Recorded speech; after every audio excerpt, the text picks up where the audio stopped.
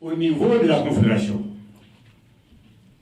quand nous avons entendu parler de ces documents-là, ces décrets qui circulent sur les réseaux sociaux, dans lesquels il est cité centrale syndicale,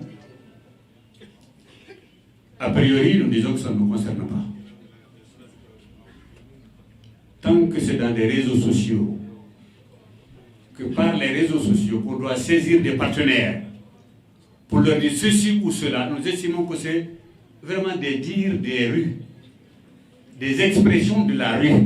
Nous ne répondons pas à ceci. Nous avons lu comme tout le monde, nous avons dit que nous ne sommes pas saisis. C'est-à-dire qu'on n'est pas concerné. Et si on n'est pas concerné, on ne répond pas à cela.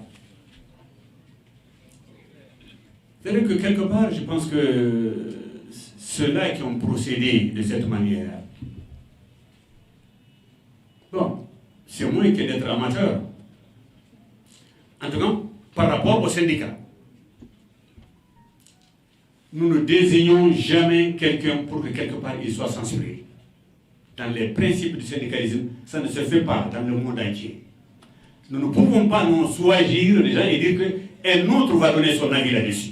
Il n'en est pas question.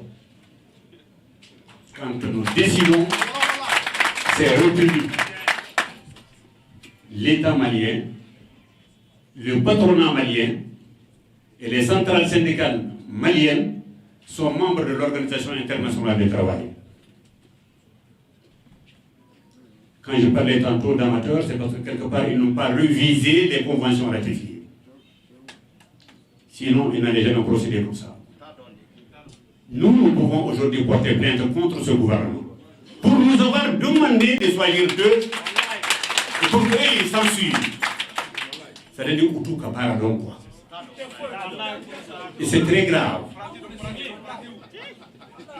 Alors nous disons, quelque part, que nous ignorons ce qui circule sur les réseaux sociaux, nous ne sommes pas appelés et nous ne répondons pas.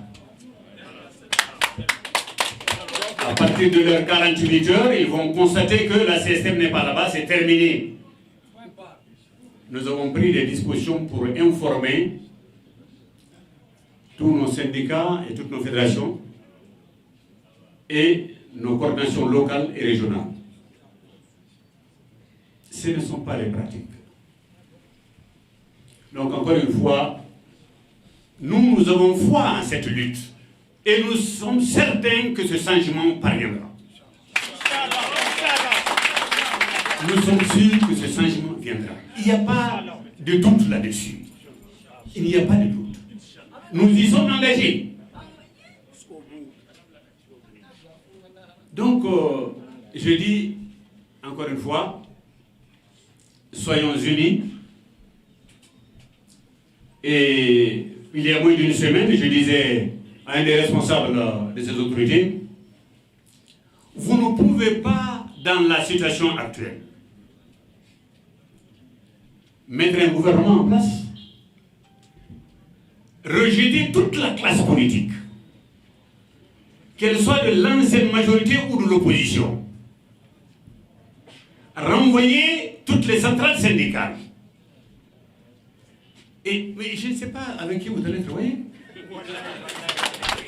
Des hommes et des femmes se sont investis au prix de leur vie pour créer leur parti, dans le but d'accéder, de gérer les affaires de ce pays-là. Mais vous dites non, il faut les renvoyer tous. Et vous qui avez une autre formation, c'est vous qui allez gérer le politique.